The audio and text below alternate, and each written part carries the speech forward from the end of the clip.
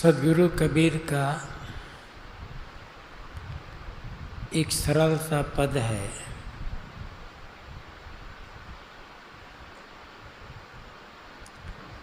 कहु अमर कातों लागा,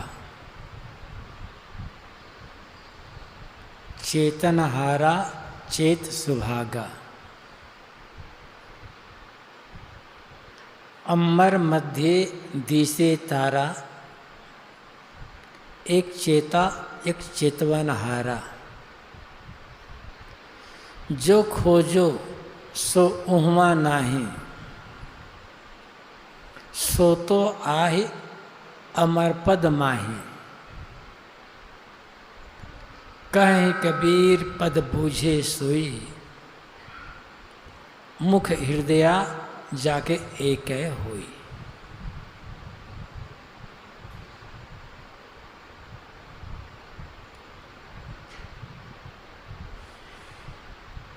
अपने संबोधन में ही सदगुरु कबीर अपने श्रोताओं को उनकी वास्तविकता का बोध कराते हैं और साथ साथ प्रश्न पूछते हैं।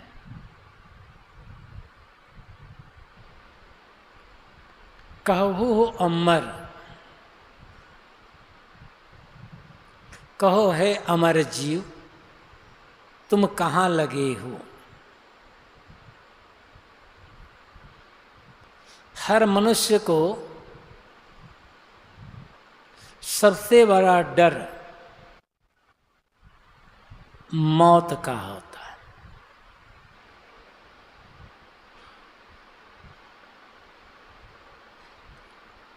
कहते हैं सब आत्मा अमर है, अविनाशी है।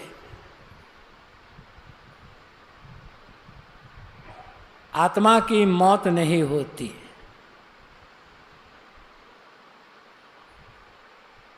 किंतु मरने के डर से हमेशा पीड़ित भयभीत। क्यों? जब हम कहते हैं कि मैं अमर आत्मा हूँ और अमर की कभी मौत नहीं होगी, तब मरने का डर क्यों? क्योंकि शरीर संसार के प्रति दृढ़ मोह,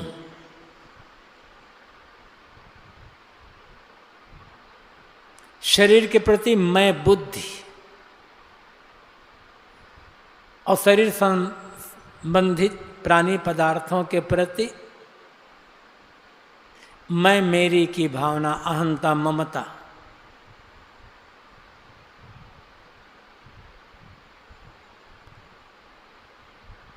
अनादिकाल से इस शरीर में रहते रहते शरीर के प्रति अत्यंत तादात्म्यता हो गई है।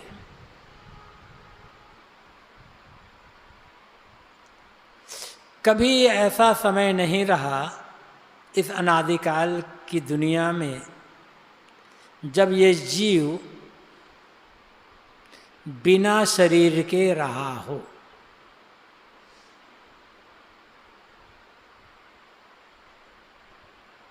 किसी खाने में जीव गया और कुछ मिला या ना मिला, शरीर तो मिला ही मिला। बिना शरीर के कभी रहा ही नहीं है। एक शरीर छूटा, दूसरे गर्भ में गया, वहाँ शरीर का निर्माण होने शुरू हो गया। वो छूटा, फिर एक तीसरे शरीर का निर्माण होने लगा। क्योंकि शरीर निर्माण की जो कारण सामग्री है, उन कारण सामग्रियों का अंत तो हुआ नहीं है। शरीर निर्माण की कारण सामग्री शरीर के प्रति मैं बुद्धि और शरीर संसार के प्रति अहंता, ममता और वासना। जब तक इनका नाश नहीं होगा तब तक शरीर धरने छोड़ने का क्रम कभी टूटने वाला नहीं है। तो अनादिकाल से ये जीव एक के बाद एक दूसरा तीसरा शरीर धारण करता रहा है, बिना शरीर के कभी रहा नहीं। इसलिए शरीर में रहते रहते जब जिस खाने में गया उस खाने में जो शरीर मिला, मान लिया कि मैं शरीर हूं, और हर शरीर की मौत हुई है। इसीलिए मृत्यु का भय सताता है। जब तक शरीर के प्रति मैं बुद्धि का नाश नहीं होगा तब तक कितना भी हम आत्मा हैं, अजर अमर अविनाशी हैं, ये कहते रहें, मृत्यु का भय कभी छूटने वाला नहीं है।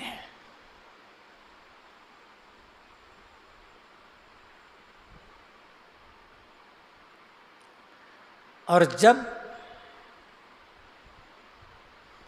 शरीर के प्रति मैं बुद्धि नष्ट हो गई, देहभाव से ऊपर उठकर मन आत्मभाव में लीन हो गया, तब फिर मृत्यु का भय समाप्त। सद्गुरु कबीर क्यों कहते हैं, जे मरने से जग डरे मेरो मन आनंद, कब मरी हों कब पाई हों पूरन परमानंद। जिस मृत्यु का नाम सुनते ही लोग कांप उठते हैं,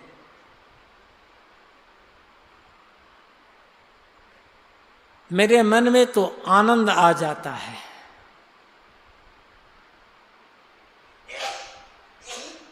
मेरा मन कहता कब ये शरीर छूटे और कब पूर्ण परमानंद की प्राप्ति हो। ऐसा क्यों कहते हैं? क्योंकि उनका शरीर भाव छूट चुका था। शरीर है, लेकिन शरीर में रहते हुए भी अपने आप को शरीर से बिल्कुल अलग कर लिए थे, इसलिए ऐसा कह सके थे। और जितने भी इस प्रकार के ज्ञानी संत हुए हैं आत्मपरायण, सबका यह अनुभव रहा है। हम त्याग वैराग ज्ञान की बातें कहते हैं, आत्मा की अमरता की बातें भी कहते हैं, लेकिन ये बात गले से नीचे नहीं उतर पाती है। इसीलिए मृत्यु भय हमेशा पीड़ित करता रहता है। सद्गुरु कबीर कहते हैं तुम अमर हो,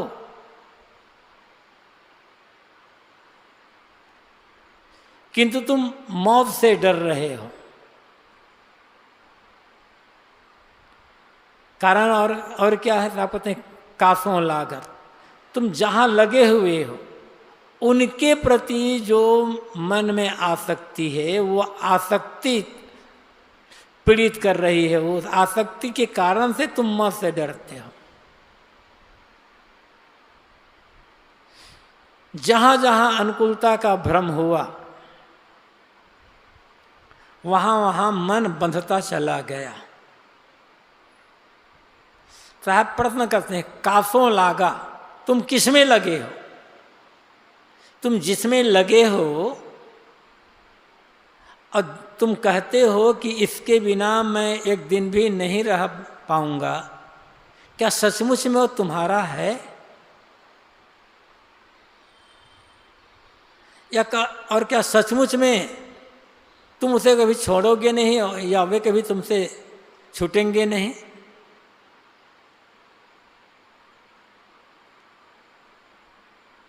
लेकिन अज्ञान, मोह आदमी को भ्रमित कर देता है। देखते हैं कि लोग छोड़ छोड़ करके जा रहे हैं। जिसके पास जो रहा, जितना रहा, सब छोड़ छोड़ करके गए और जा रहे हैं। किंतु मुझे भी ऐसे छोड़ना है, एक ख्याल मन में नहीं आता है। और यही मौत से डरने का कारण है।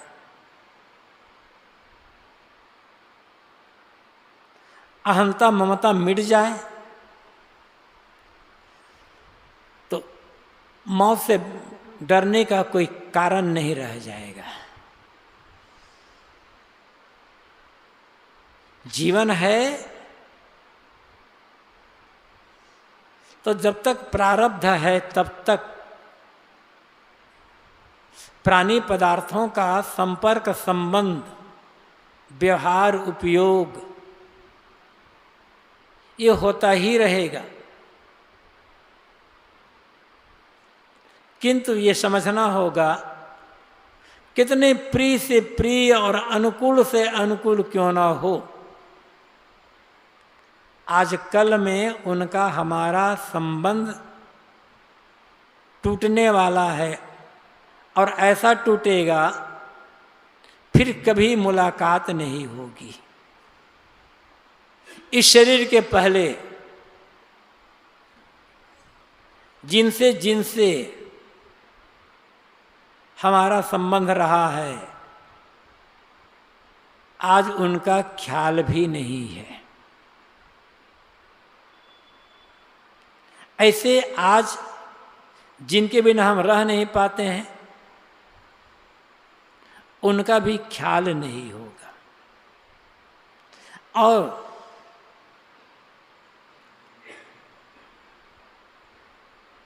इसका अनुभव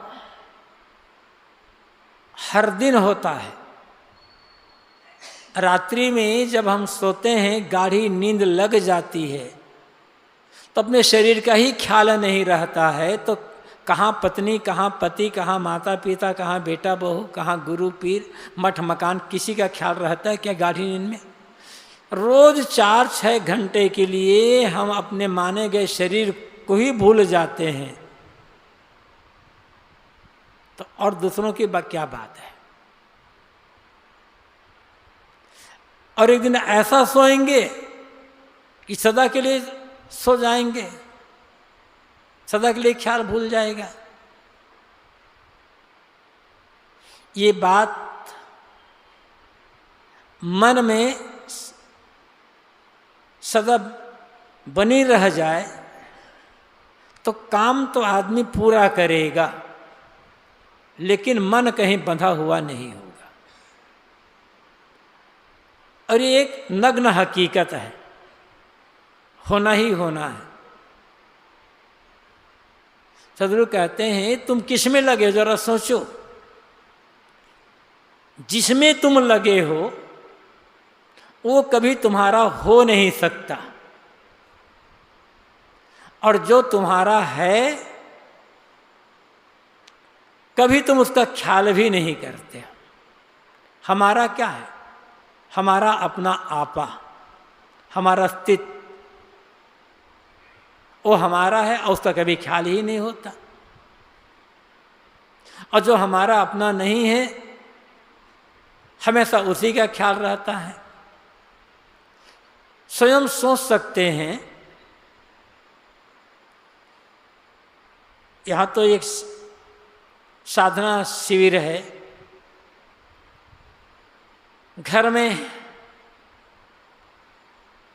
जब कभी आप ध्यान साधना का काम करते हो, अध्ययन करते हो, उसको छोड़ दें। कुछ लोग तो करते ही नहीं हैं। तो जब से सुबह नींद खुलती है तब से लेकर रात्रि में पुनः जब सोने जाते हैं तब तक 16-18 घंटे का समय,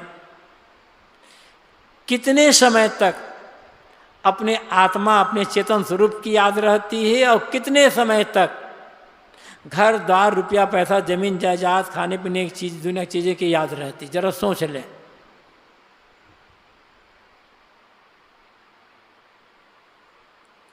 हमेशा हमेशा मन वही राग रंग मोह माया दुनियादारी में तो डूबा हुआ है, तो मृत्यु का भय तो सताएगा ही, सत पीड़ित तो करेगा करेगा। अपने को खो करके, अपने को भूल कर हम कहीं भी अपना मन लगा लें, किसी को भी अपना मान लें, वो कभी हमारा होगा ही नहीं। इधर हम अपने को खुद ही छोड़ दिए, उधर जहाँ लगे थे वो छूट गया, न इधर के रहे न उधर के रहे, जीवन पूरा घाटे में चला गया।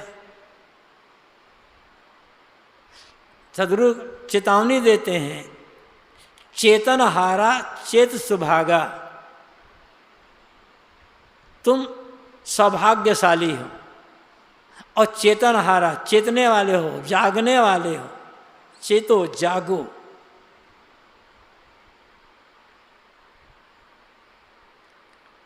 सौभाग्य, सबसे बड़ा सौभाग्य मनुष्य शरीर की प्राप्ति, उसमें भी स्वस्थ शुद्ध शरीर, स्वस्थ बुद्धि,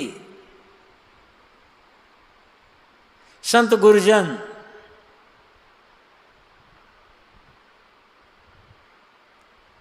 और थोड़ी बहुत कल्याण की समझ,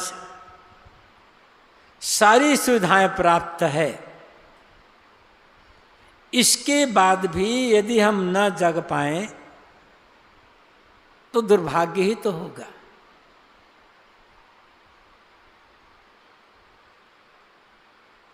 हर मनुष्य को यह अहंकार होता है कि मैं जो कर रहा हूं बढ़िया ही कर रहा हूं, अच्छा ही कर रहा हूं। यदि ये समझ ले और अंदर से स्वीकार कर ले कि मुझसे गलतियां हो रही है, अमुक अमुक काम में गलत कर लिया हूं, तो गलतियां छूट जाएगी। जब स्वीकार हो जाए तब थोड़ा अभ्यास तो करना पड़ेगा, लेकिन छूट जाएगी। लेकिन गलती करते हुए भी यही भ्रम में हम जीते हैं कि हम जो कर रहे हैं अच्छा ही कर रहे हैं।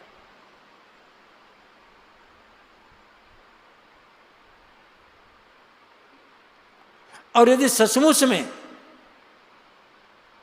जो कर रहे हैं अच्छा ही कर रहे हैं, तो आप महासौभाग्यशाली हैं, पूजनीय और वंदनीय हैं। लेकिन प्रश्न यह है, जो कर रहे हैं अच्छा ही कर रहे हैं, तब दुखी क्यों है? फिर चिंता से परेशान क्यों है? क्यों तनाव में जी रहे हैं? क्योंकि जो सब कुछ अच्छा करने वाला व्यक्ति कभी अंदर से दुखी नहीं होगा। न चिंता होगी, न भय होगा, न तनाव होगा मन में। अहंकार है ज्ञानी बुद्धिमान होने का और अच्छा करने का। अकेले बैठ करके गंभीरता से चिंतन करें, झांकना होगा अपने मन को। यदि मन किसी बात को लेकर भयभीत है, किसी भी बात को लेकर चिंतित है और दुखी है, तो समझ लेना होगा कि जीवन में गलतियां हो रही है। उन गलतियों को समझने की आवश्यकता है और समझ करके छोड़ने की आवश्यकता है। और जब लगे अकेले बैठ करके मन में कोई दुख, कोई पीड़ा, कोई चिंता, कोई भय, कोई तनाव नहीं है, पूरी तरह से प्रसन्न है मन, शांत, संतुष्ट, तृप्त है मन, तो समझ लेना कि जीवन में जो हो रहा है अच्छा ही हो रहा है। अपने को धन्यवाद दीजिए। इनमें कहा कि जो आदमी जो कर रहा है अच्छा ही कर रहा है, वो तो पूजनीय और वंदनीय है।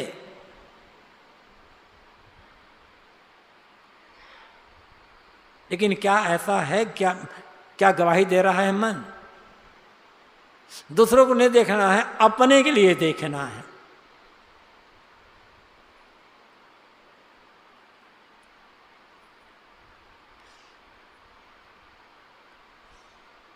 हम जो करते हैं अच्छा करते हैं, ये भ्रम है। लेकिन एक प्रश्न और,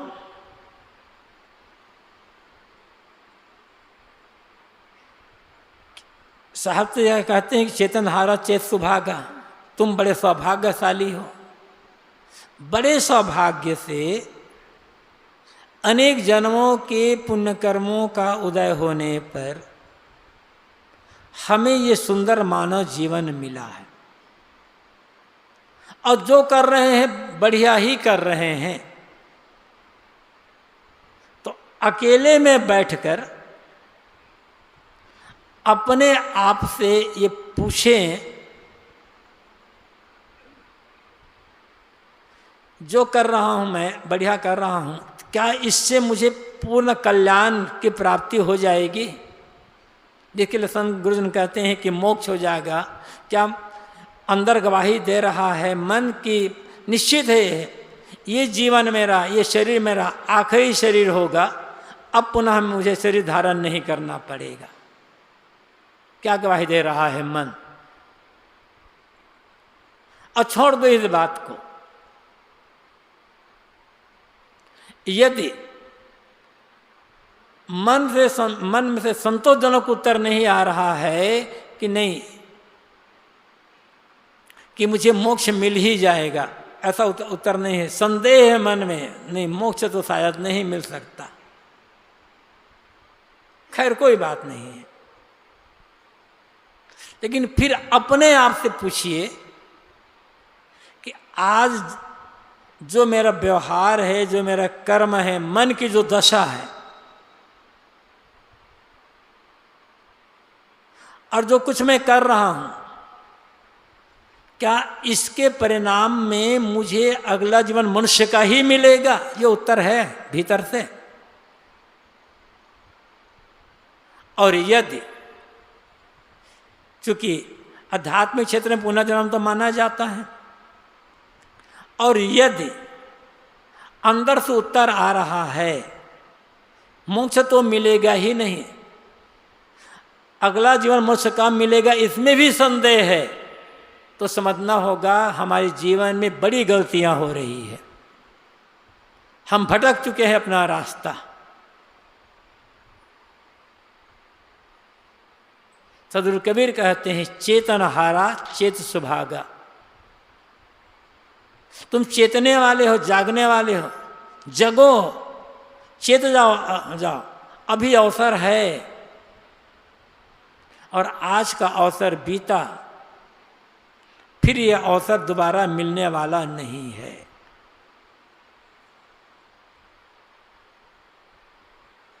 क्योंकि कल क्या होगा पता नहीं है। सब कुछ अनुकूल, हमारा शरीर ही रोगी, अशक्त, असहाय हो गया, तब क्या करेंगे? बुद्धि में भ्रम उत्पन्न हो गया, तब क्या करेंगे?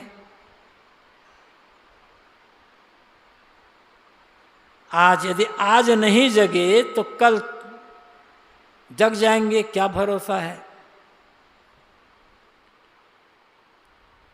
सबसे सुंदर समय आज का और अभी वर्तमान का ही समय है। और यदि आज नहीं जगे, आज कल्याण का काम नहीं किए, सावधान नहीं हुए, तो कल तो विनाश रखा है। ईश चेद वेदी दसतमस्त ना चेदी हाविदिन महती विनष्ट। ऋषि कहते हैं कि यदि आज चेत गए तो कल्याण, यदि नहीं चेते तो महाविनाश रखाया है। साहब कहते हैं चेतना, तुम चेतने वाले हो, मनुष्य शरीर तुम्हें मिला हुआ है, बुद्धि मिली ही है, जागने की पूरी भूमिका है, जागो और जागकर अपना कल्याण का काम करो। अमर मध्य दिसे तारा, एक चेता एक चेतवनहारा। अमर आकाश, आकाश के बीच में ही, मतलब आकाश में ही सारे तारे दिखाई पड़ते हैं। कोई तारा आकाश से बाहर भी होगा, कल्पना भी नहीं कर सकते। कहाँ होगा? जो होगा आकाश में ही होगा। साहब यहाँ सिर्फ उदाहरण देते हैं। जितने भी तारे हैं सब आकाश के अंदर, आकाश से बाहर कोई तारा नहीं है। इसी प्रकार सारे ज्ञान विज्ञान का आधार ये मनुष्य जीव ही है। मनुष्य जीव को छोड़कर ज्ञान विज्ञान का कोई आधार कहीं खोजने पर भी नहीं मिलेगा।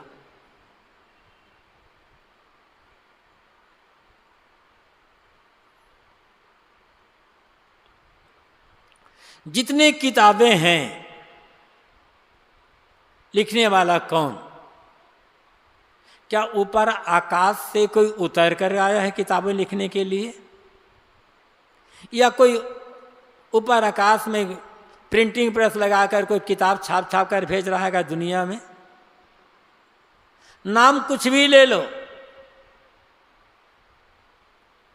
चाहे सामान्य पुस्तकों ले लो, चाहे उसे धर्म ग्रंथ धर्मशास्त्र कह दो, चाहे उसे ईश्वरीय वाणी कह दो, सबका लिखने वाला आदमी ही है। विज्ञान के क्षेत्र में जितने ही कला कौशल का अन्वेषण करने वाला कौन? ये मनुष्य जीव ही तो है। जितने मत पंथ संप्रदाय हैं उनका प्रवर्तन करने वाला, उन्हें चलाने वाला कौन? ये मनुष्य जीव ही तो है। और दुनिया में जितने भी धार्मिक स्थल हैं, मठ मंदिर मस्जिद गिरजा गुरुद्वारा या कुछ और भी ले लो, जितने धार्मिक स्थल हैं उनको बनाने वाला कौन? मनुष्य जीव। और जितने देवी देवता आदि हैं उनकी कल्पना करने वाला कौन? मनुष्य जीव।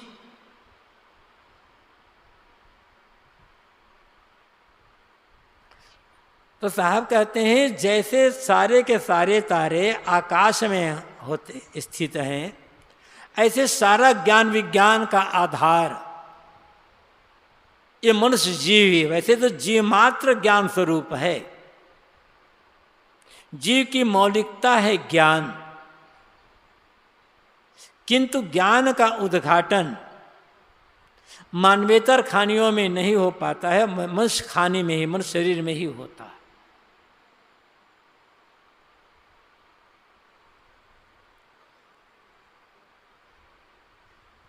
लेकिन भूल क्या होती है? सब कुछ करने वाला मनुष्य और सब कुछ करने के पश्चात श्रेय किसको दिया जाता है भैया? ऊपर वाला की कृपा से यह सब हुआ है। तो बिगड़ता किसी कृपा से होता है? फिर जो अच्छा अच्छा हो रहा है सब ऊपर वाले की कृपा से, तो जो बुरा बुरा हो रहा है वो किसकी कृपा से हो रहा है? फिर वो भी ऊपर वाले की कृपा होगी। आदमी करता अपना है, अवसर दे देता है ऊपर वाले को। ऊपर वाला उसे भी बनाने वाला ये नीचे वाला ही है। ये नीचे वाला धरती पर रहने वाला मनुष्य, यदि मनुष्य ना हो धरती पर तो दुनिया में कोई भी ऊपर वाला नहीं रहेगा। सारे ऊपर वाले उनको जन्म देने वाला, उनको पालने पोसने वाला और उनको जिला करके रखने वाला ये मनुष्य ही है बस।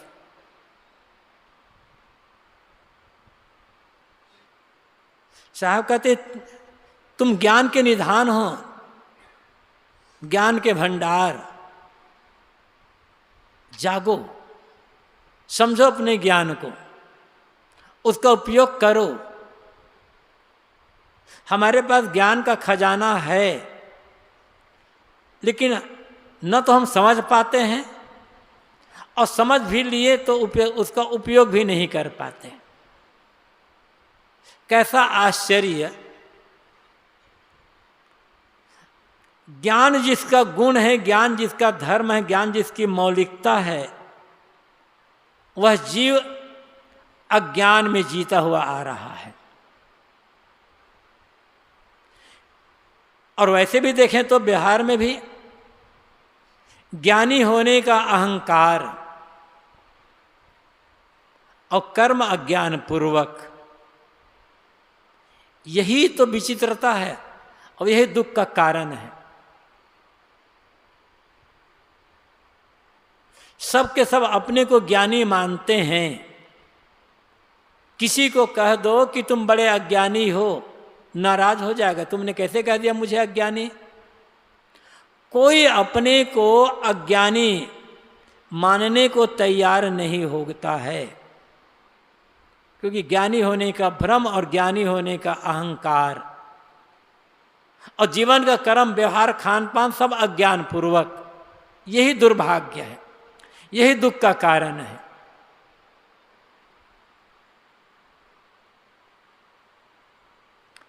जब तक अपना यह अज्ञान समझ में नहीं आएगा और अपने स्वरूप का सही ज्ञान नहीं होगा, तब तक ऐसे भटकाव चलता रहेगा। साहब कहते हैं तुम ज्ञान का निधान बाहर कहाँ खोज रहे हो? ज्ञान का भंडार, ज्ञान का निधान तो तुम स्वयं ही हो। तुमसे अलग कोई ज्ञान भंडार कहीं बाहर है नहीं। यदि है भी तो तुम्हारा जैसा कोई इंसान ही है। सभी जीव मूलतः ज्ञान स्वरूप हैं, लेकिन मनुष्य में, शरीर में ज्ञान को उद्घाटन होता है। फर्क क्या होता है?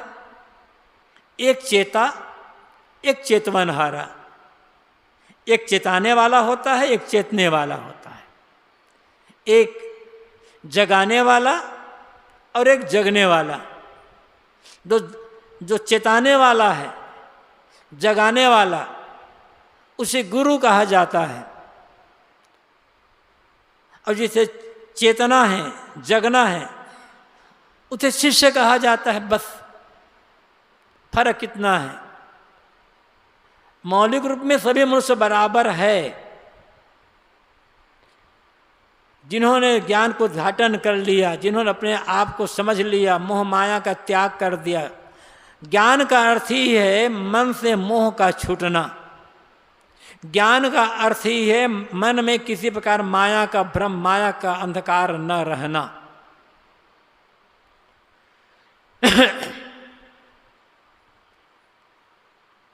और माया है तो केवल भ्रम है बस। तो ज्ञान का अर्थ मोह माया से ऊपर उड़ जाना। जो मोह माया से ऊपर उठ गया वो गुरु, और मोह माया में जो डूबा हुआ है वो शिष्य, सामान्य आदमी। बस फर्क इतना है। तो जैसे एक आदमी मोह माया से ऊपर उठ गया, हम देखते हैं, वैसे हम भी तो उड़ सकते हैं ना। हमारे समय भी वो मनुष्य है, चाहे ज्ञानी मनुष्य कहें चाहे अज्ञानी मनुष्य कहें, चाहे रागी कहें चाहे विरागी कहें, चाहे मोही कहें चाहे निर्मोही कहें, दोनों मौलिक रूप में एक समान है, बराबर है। फर्क एक मोह में डूबा है और एक ने मोह का त्याग कर दिया है। ऋग्वेद में एक बड़ा सुंदर मंत्र आता है, उसको इस बात को उस मंत्र में बड़े अच्छे ढंग से बताया गया है। द्वा सुपर्णा सयुजा सखाया समानम वृक्षे पर सस्व जाते तयोरन्य पिपलम स्वाद्वत्य अनन्य अस्नो अभिचाकशीति। सुंदर पंख वाले दो पक्षी हैं, साथ साथ रहते हैं, मित्र हैं, और दोनों पक्षी एक समान वृक्ष में चिपके हुए हैं, बैठे हुए हैं। फर्क क्या है? उन दोनों में से एक पक्षी पेड़ के फल, पीपल पेड़ समझ लो, पेड़ के फल को खाता है,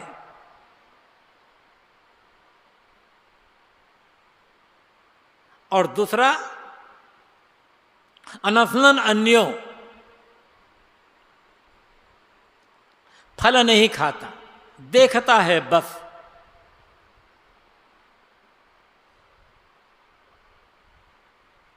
इसके पूरक में, इस मंत्र के पूरक में मुंडक उपनिषद में एक और मंत्र बनाया गया है। समाने वृक्षे पुरुषो निमग्नो अनिशया सोचति मोहयमाना दुष्टम यदा पश्यतन मिशमस्त महिमान वीति वीत शोका। वो देखता है समाने वृक्ष, एक समान वृक्ष पर बैठा पुरुष देखता है कि मैं शोकित हूँ, मोहित हूँ। समाज पुरुषों निमग्नो, अनिश, असमर्थ हूँ, अपने को मैं असमर्थ महसूस कर रहा हूँ, शोक में डूबा हूँ, चिंता में डूबा हुआ। लेकिन ये सामने वाला, न इसे कोई चिंता है, न कोई न है, न इसे कोई दुख है, न कोई पीड़ा है। ये तो ईश है, समर्थ दिखाई पड़ रहा है, सुखी दिखाई पड़ रहा है। क्यों? समझ लेता है कि ये पेड़ के फल को नहीं खा रहा है, इसलिए सुखी है, निश्चिंत है, और मैं फल खा रहा हूं इसलिए मैं दुखी हूं, चिंतित हूं। तो समानम वृक्ष द्वासुपना सहजा सखाया, समानम वृक्ष, समान वृक्ष। रागी और विरागी दोनों का शरीर एक बराबर है। रागी विरागी के शरीर में कोई अंतर नहीं है, सखा है, दोनों मित्र हैं, साथ साथ रहते हैं। चाहे संसार का हो चाहे शरीर का हो, उसी संसार में रागी रहते हैं, इसी संसार में विरागी रहते हैं। शरीर दोनों का एक समान है, लेकिन एक संसार का फल खाता है, संसार के भोगों में डूब जाता है, भोगों का आनंद लेना चाहता है। तो जितना आनंद लेना चाहता है उसमें डूबता चला गया, फिर क्या हो जाता है? अनिश, असमर्थ। जितना भोगों की आसक्ति बढ़ती जाएगी उतना ही आदमी असमर्थ, अनिश, विवश होता चला जाएगा। चिंता, शोक, दुख में डूबता चला जाएगा। और जो फल नहीं खाएगा अभिचाक्षी थी, केवल दृष्टा रहता है। भोगों में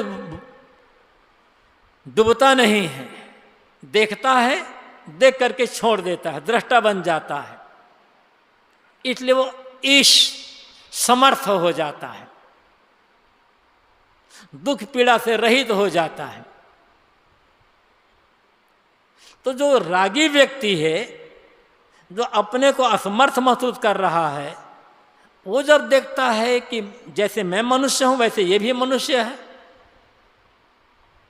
इसे तो कोई चिंता नहीं है, इसे तो कोई दुख ही नहीं है, ये तो हमेशा मुस्कुराता रहता, हंसता रहता है, क्यों? विचार करता है। तब पता चलता है कि ये दुनिया के भोगों में आसक्त नहीं है। देखकर उन्हें केवल दृष्टा रह जाता है, और मैं आसक्त हूं। फर्क इस दोनों में इसलिए हुआ था, ऐसा समझ करके वो भी धीरे धीरे आसक्ति छोड़ देता है, वो भी फिर समर्थ ईश हो जाता है, महान हो जाता है।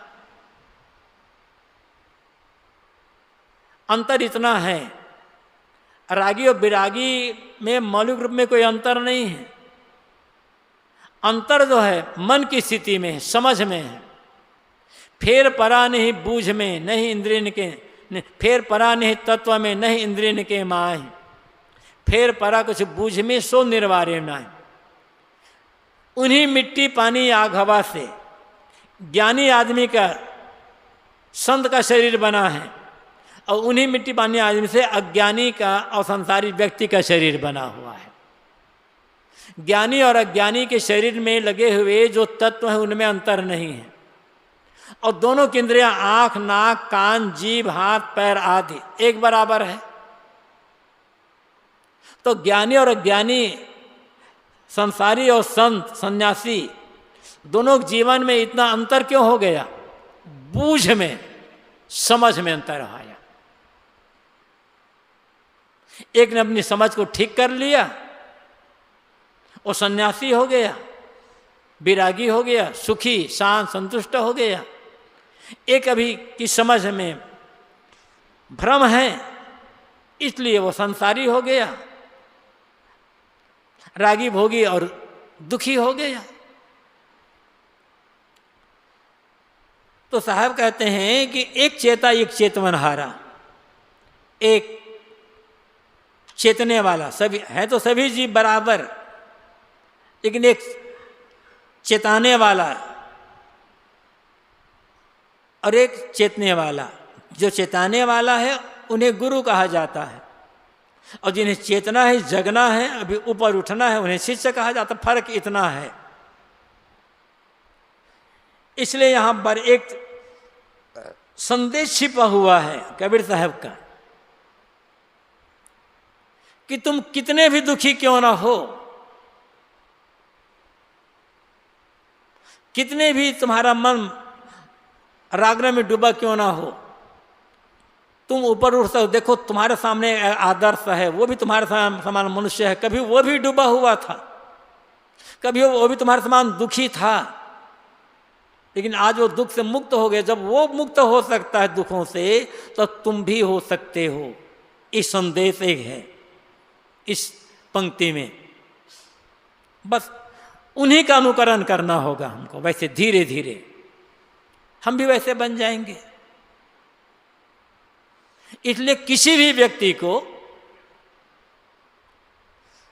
साहसहीन नहीं होना, साहस नहीं खोना है, हिम्मत नहीं हारना है। जहां हैं, जिस स्थिति में खड़े हैं, धीरे धीरे ऊपर चढ़ने का प्रयास करते हैं। चढ़ते हैं, थोड़ा थोड़ा ही चढ़ें, चढ़ते रहें, चढ़ते रहें, एक दिन वहां तब पूरा ऊपर चढ़ जाएंगे। मुझे चढ़ना है, मुझे शिखर पर पहुंचना है, ये दृढ़ निश्चय रखना होगा। अब फिर निश्चय के साथ करना होगा पुरुषार्थ, प्रयत्न। दृढ़ निश्चयता हो और प्रयत्न हो, फिर असफलता की कोई बात ही नहीं होगी। जो खोजो सो उहमा नाही, सो तो आही अमर पद माही। अब तो जो खोजो, जिसे तुम खोज रहे हो वह वहां नहीं है। बस संकेत ऐसा है। अब क्या खोजता है आदमी? सुख, आनंद, शांति। कहाँ खोजता है? दुनिया के राग रंग में, पद प्रतिष्ठा में, धन दौलत में। साहब तो वो वहां नहीं है। वहां होता तो अब तक तो सुखी हो गए होते ना। जिस शरीर में गए वहां तो राग रंग मिला अपने अपने ढंग से, तृप्ति कहाँ हुई? तो जिस सुख को, जिस शांति को, जिस प्रसन्नता और आनंद को, जिस परमात्मा को तुम खोज रहे हो दुनिया के पीछे, वो वहां नहीं है। सो तो आही अमर पद माही, वह अमर पद है। और अमर पद वो कहीं बाहर नहीं है। धर्म के क्षेत्र में तमाम पदों की कल्पना की गई है और तमाम लोकों की कल्पना की गई है। सतलोक, स्वर्गलोक, साकेत लोक, बैकुंठ लोक, शिव लोक, ब्रह्मलोक, विष्णु लोक, धूर धाम, ये धाम, वो धाम, पता नहीं क्या क्या। सिर्फ एक कल्पना है। वो अमर पद, चाहे उसे शिव लोक, साकेत लोक, विष्णु लोक कह लो, चाहे स्वर्ग लोक कह लो, चाहे और कोई पद कर लो, वह हर व्यक्ति का अपना आपा, अमर वही है। उसको छोड़ करके अमर और कुछ नहीं है।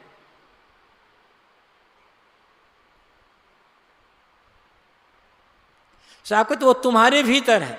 सीधी बात कहें तो जिसको खोद रहे हो, सुख और परमात्मा को, वो बाहर कहीं नहीं है, वह तुम्हारे भीतर है, तुम्हारा अस्तित्व ही है। सदगुरु कबीर का यही संदेश है।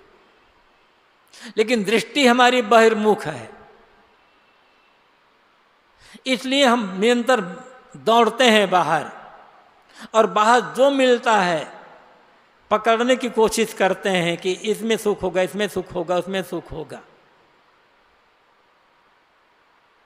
लेकिन है नहीं। फर्क इतना है, दुनिया का कोई भोग शेमल के फूल के समान है और कोई पलाश के फूल के समान है। शेमल का फूल भी बड़े बड़े और लाल लाल, पलाश का फूल भी वैसे लाल लाल, अंत में दोनों नीरस। दोनों में फल भी आते हैं, वो भी बेस्वाद।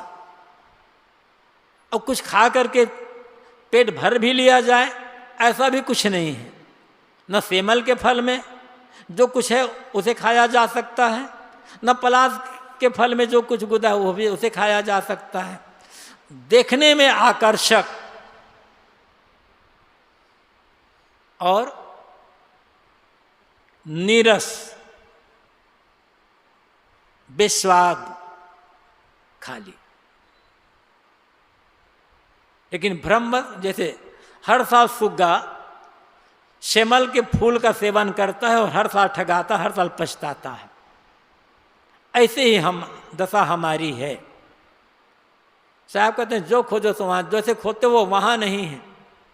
मतलब तुम्हारा लक्ष्य, तुम्हारा प्राप्तव्य, तुम्हारे सुख का धाम बाहर कहीं नहीं है। सो तो आही अमर पद माही, वो अमर पद में है। और अमर पद हर व्यक्ति का अपना अस्तित्व, अपना आपा, अपनी चेतना ही है। अपनी चेतना को छोड़कर बाहर कोई भटकेगा, निराशा हाथ लगेगी और खालीपन हाथ लगेगा। अमर पद में लौट गए, अपने आप में लौट गए, स्थिरता वहाँ है, तृप्ति, संतुष्टि वहाँ पर है। कहीं कबीर पद बूझे सोई, मुख हृदय जाके एक हुए। लेकिन इस अमर पद को, इस आत्मस्तित्व को, आत्मतृप्ति को वो समझेगा जिसके मुख और हृदय में एक जैसी बात होगी, अर्थात जिसकी कथनी और करनी में एक रूपता होगी, वह समझिएगा। कथनी कुछ और, करनी कुछ और, कभी उसका अनुभव नहीं हो सकता है बस। और हमारी दशा ऐसे ही होती है, मुख में ज्ञान की बात और हृदय में विषय वासना, तो अनुभव कहाँ से होगा?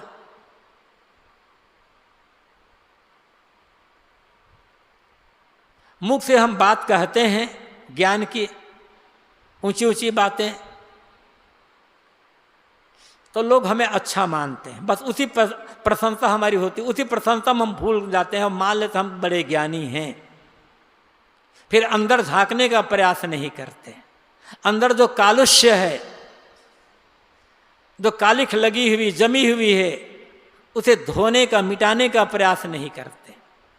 इसलिए जिंदगी भर ज्ञान की चर्चा करते हुए, ज्ञान की बातें कहते पढ़ते सुनते हुए भी रह जाते हैं खाली के खाली, उदास के उदास, क्योंकि मुख में और हृदय में अलग अलग बातें हैं। साहब कहते हैं मुख और हृदय में जब एक जैसी बात होगी, कथनी करनी और रहनी की एकता जब हो जाएगी, तब उस अमर पद की बात समझ में आएगी, तब अंतरात्मा समझ में आएगी, तभी भटकाव दूर होगा। जो हम पढ़ते हैं, जो हम कहते हैं, दूसरों को बताते हैं, उसका हमें अपने जीवन में प्रयोग करना होगा। अपने जीवन को ही हमें प्रयोगशाला बनाना होगा। जब तक प्रयोग धर्मी जीवन नहीं होगा, तब तक ज्ञान की बातें हवा में उड़ती चली जाएगी, और जैसे हम खाली हाथ आए दुखी, वैसे खाली हाथ यहाँ से चले जाएंगे रोते पछताते। सदगुरु कबीर कहते हैं जागो, अभी भी समय है, अपनी कथनी के अनुरूप ही अपनी करनी और रहनी बना लो। जिनकी कथनी करनी रहनी में एकता हो गई, वही तो संत है, वही तो ज्ञानी है, और उन्होंने ही मानव जीवन पाने का सौभाग्य फलीभूत किया। उनका जीवन ही कहना चाहिए सब उसी का सच्चा सौभाग्य हुआ। हम तो सौभाग्य को दुर्भाग्य में बदल रहे हैं, अब बदल चुके हैं, किंतु अभी भी समय है इस दुर्भाग्य को मिटा करके पुनः सौभाग्य में जीने का। सद्गुरु संतों का हमारे लिए यही संदेश है। समय पूरा होने वाला है, 2-3 मिनट बाकी है, लेकिन फिर भी 5 मिनट बैठें, बत्ती बुझा दिया जाए।